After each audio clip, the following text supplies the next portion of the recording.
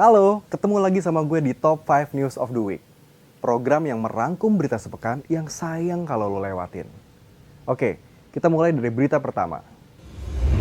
Komisi Pemberantasan Korupsi atau KPK melakukan operasi tangkap tangan terhadap 10 orang di Kabupaten Probolinggo, Jawa Timur, Senin 30 Agustus lalu. Dalam OTT tersebut, KPK menangkap Bupati Probolinggo Puput Tantrianasari dan suaminya Hasan Aminuddin yang merupakan anggota DPR RI Komisi 9. KPK menduga pasangan suami istri ini terlibat kasus jual beli jabatan di Pemkab Probolinggo pada tahun 2019 silam.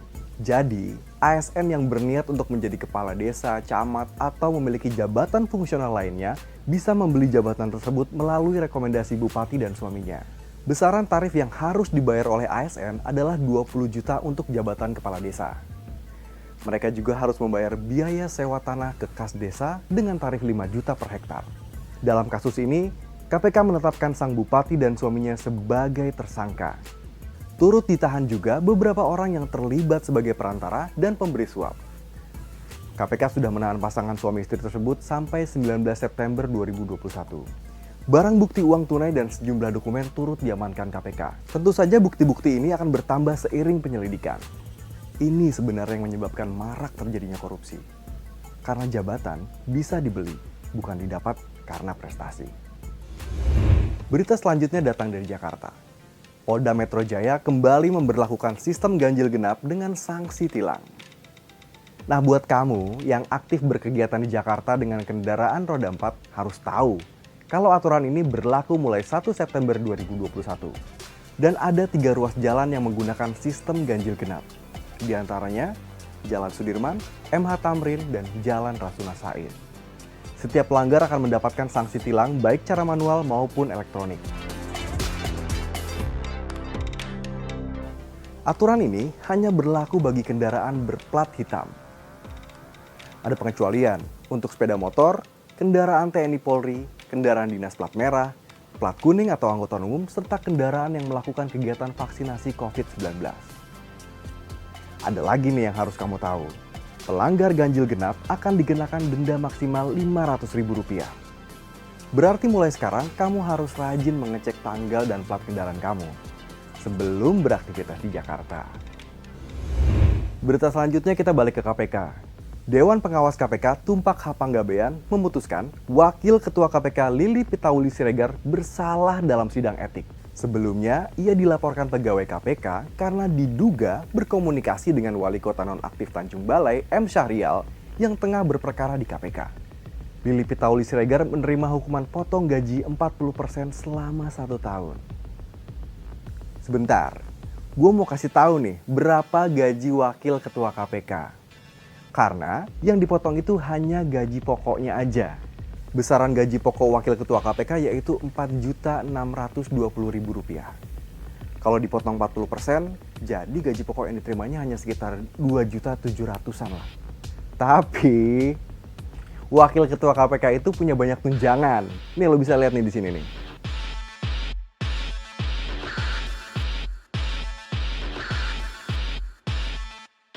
Tidak hanya Lili Pitauli, sebelumnya penyidik KPK Robin Patuju juga dipecat oleh KPK karena diduga menerima suap dari M. Syahrial dengan total Rp2,8 miliar untuk mengamankan kasus jual beli jabatan.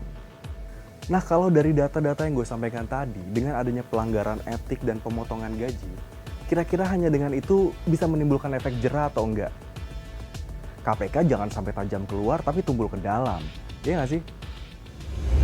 Nah, berita selanjutnya nih, ada yang pakai aplikasi e-hack. Mending di uninstall. Bukan saran gue, tapi Kemenkes sendiri yang bilang nih. Iya kan? Nah, buat yang belum tahu apa itu e-hack adalah singkatan dari Electronic Health Alert Card atau Kartu Kewaspadaan Kesehatan. Aplikasi ini dikembangkan oleh Kemenkes dan wajib diisi oleh orang yang melakukan perjalanan masuk ke Indonesia. Nah, baru-baru ini aplikasi e-hack dilaporkan bocor sehingga data 1,3 juta pengguna terancam. Kebocoran data ini pertama kali ditemukan perusahaan keamanan cyber VPN Mentor. Dilansir dari halaman resminya vpnmentor.com, Data pengguna aplikasi pelacakan COVID-19 untuk kepentingan penerbangan tersebut ditemukan di sebuah server yang bebas diakses oleh siapapun. Data apa sih yang tersebar? Nih gue kasih tau lo. Data yang bocor terdiri dari beberapa macam, meliputi data hasil tes COVID-19, data akun hack, hingga data rumah sakit. Ketua MPR Bambang Susatyo meminta pemerintah melakukan upaya-upaya dalam melindungi data masyarakat. Mengingat yang bocor ini kan datanya bersifat pribadi. Lalu, anggota Komisi 1 DPR RI dari fraksi Partai Demokrat, Rizky Aulia Rahman, menyayangkan kebocoran data pengguna aplikasi Electronic Health Alert Card. Ia menekankan pentingnya pengesahan rancangan Undang-Undang Perlindungan Data Pribadi. Menurut dia, Komisi 1 menanti komitmen pemerintah soal kelanjutan pembahasan RUU PDP. Nah, kalau udah kayak gini, kan repot ya. Data itu bisa diperjualbelikan dan dipergunakan untuk hal-hal yang tidak sewajarnya. Kalau udah kayak gitu, siapa yang harus bertanggung jawab?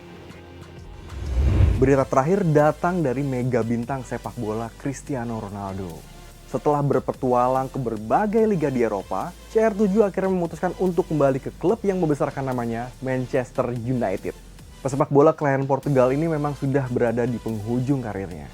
Dengan usia 36 tahun, sebenarnya sudah tidak lagi muda untuk karir seorang pemain sepak bola. Hanya saja, Cristiano Ronaldo tidak menunjukkan tanda-tanda penurunan kualitas sebagai seorang striker. Musim sebelumnya aja nih, bersama Juventus, CR7 menjadi top skor Serie A dengan raihan 29 gol. Peraih 5 gelar Ballon d'Or itu pindah ke Manchester United dengan nilai transfer sebesar 23 juta euro. Atau setara dengan 389,7 miliar. Ia dikontrak Manchester United dengan masa 2 tahun. Tapi kalau menurut gue, kemanapun CR7 pergi, dia akan selalu menorehkan prestasi untuk klub itu. Kalau menurut lo gimana? Itu dia 5 berita pilihan minggu ini. Mana berita favorit lo? Tulis komentar di bawah ya.